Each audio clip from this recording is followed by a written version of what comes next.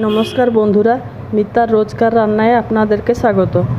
আজকে আমি আলু ঝোল করে দেখাবো, যেটা কি খুব তাড়াতাড়ি আপনারা কোথাও গেছেন আর ফিরে এসে রান্না করতে ইচ্ছে হচ্ছে না, তখনই আপনারা এই আলু ঝোলটা রুটির সঙ্গে ঠিক ভালো লাগবে না, লুচি পরোটার সঙ্গে এই আলু ঝোলটা অনেক ভালো লাগে। চলুন আমি করা দেখাবো। একটা টমেটো নিয়েছি আর আলু পাতলা পাতলা করে দুটো আলু নিয়েছি। চলুন আমি করে দেখাচ্ছি প্রেসার কুকারে।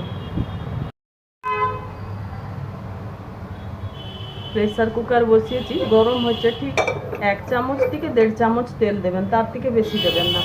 আর এটা কালো জিরে একটু দিলাম, খুব কম জিনিসেতে এটা হয়। কালো জিরে দিলাম আর কাঁচা লঙ্কা আপনারা চাইলে এখানে দিতে পারেন, আমি শুকনো লঙ্কা দুটো দিয়ে দিলাম।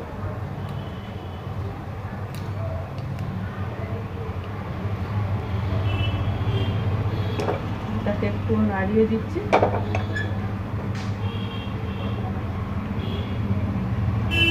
কালো জিরেটাও ফুটে গেছে, খুব কম সময়, দেখবেন 5 মিনিটের ভেতরে এটা হয়ে যাবে। টমেটোও দিয়ে দিয়েছি এর সাথে।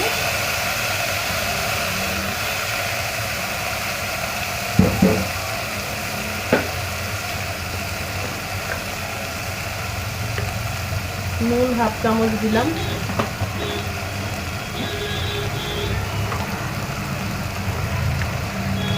আর হলুদও 1/2 চামচ দিলাম।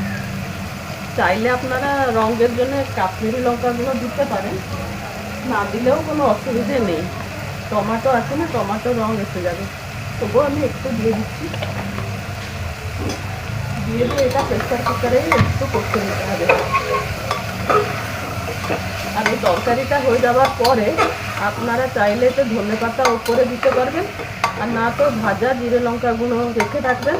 যখন তরকারি সার্ভ করবেন তখনই জিরে লঙ্কা গুঁড়ো একটু ভাজা উপরে দিয়ে দিলেও ভালো লাগে।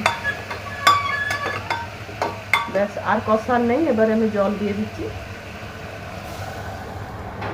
2 কাপ মতন জল দিয়েছি এতে। এটা একটা সিটি আর একটা সিটি পড়লে হয়ে যাবে। এবারে বন্ধ করছি আমি প্রেসার।